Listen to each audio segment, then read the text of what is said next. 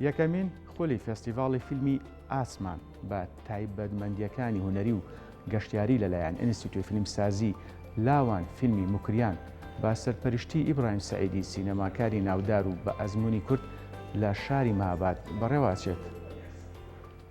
ئینستیتۆی فیلمسازی لاوان فیلمی موکریان بە هاوکاری پشتیوانی و شارەوانی کۆمیسیۆنی کللتوری شورای شاری مەهاباد یەکەمین خولی فێستیڤاڵی کورتە فیلم و سینار و فۆتۆگرافی ئاسمان لەسەر تەوەرەکانی هونەری و گەشتیاری لە شاری مەهاباد لە ڕۆژهەڵاتی کوردستان بەڕێوە دەبات. ئەم فێستیڤاڵە لەسەر بنەمای بەرەو پێشبردننی ئاستی هونەری سینەما و ڕۆشنبیری و کەلتوری ناوچەکە ڕاکێشانی هۆگرانی گەشتیاری لە شاری مەهاباد و ناوچەکە لە سەرەتای مانگی سێپتەمبەری هەموو ساڵێک بۆ ماوەی 4 ڕۆژ لە گۆڕەپانی سەرەکی شاری جوان و گەشتیاری مەهاباد بەڕێوە دەچێت. لە فێستیڤاڵی فیلمی ئاسماندا بەرهەمە سەرەکی و لاوەکیەکان هەموو شەوێک لە گۆڕەپانی ناوەندی شاری مەهاباد ناسراوە بە گۆڕەپانی مەنگواران لە دووماوەدا نمایش دەکرێن و بە درێژایی ڕۆژیش کۆڕ و کۆبنەوەی پسپۆرانە و وەرکشۆپی فێرکاری بە ئامادەبوونی مامۆستایان و کارناسانی بەرچاو و شارەزای سینەما و فۆتۆگرافی بەڕێوە دەچێت.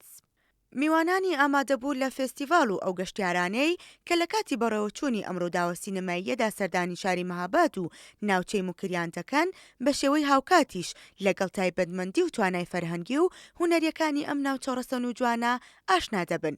هەر بەم بۆنەیەوە بەرنامە لاوەکیەکان بۆ ناساندنی کەلتور و ڕۆشنبیری مەهاباد و ناوچەکە داڕێژرا و پلانی بۆ دانرا و بە درێژایی ڕۆژیش لە ناوچە جۆراوجۆرەکانی شاری مەهاباد پێشکەش دەکرێن. ئەم فێستیڤاڵە دوای 4 ساڵکاری کارناسی لەلایەن پسپۆرانی ئینستیتۆی فیلمسازی لاوان فیلمی موکریان دامەزراوە. شارەوانی شاری مەهاباد بە دروشمی بەرەو پێشبردننی ئاستی کەلتوری و شارۆمەندی و لە پێناو خوڵقاندنی کەشوهوای گونجاو و پەیوەندی نێوان خەڵکی و گەشتیاران بەڕێوە دەچێت. لۆگۆی یەکەمین خولی فێستیڤاڵی فیلمی ئاسمان لەلایەن منسۆر محەممەدی گرافیست و فۆتۆگرافەری ناوداری مەهاباد دیزاینی بۆ کراوە. هێمای فێستیڤاڵ لا هێمای مێژووی فەقرەقا و ئاوێتەیەک لە فیلم و وەچەرخانی ڕەوان لا بەستنی شینایی ئاسمان دیسانەوە پێناسەیەکی ساکار و مۆدێرنە لە شوناسی کەلتور و مێژووی مەهاباد کە تیایدا هونەرپێگەیەکی تایبەتی هەیە. مێژووی شوێنەواری بەردینەی فەقرەقا بۆ سەردەمی مادەکان دەگەڕێتەوە کە لە تەنیش گوندی ئیندرقاش لا نزیک شاری مەهاباد هەڵکەوتووە.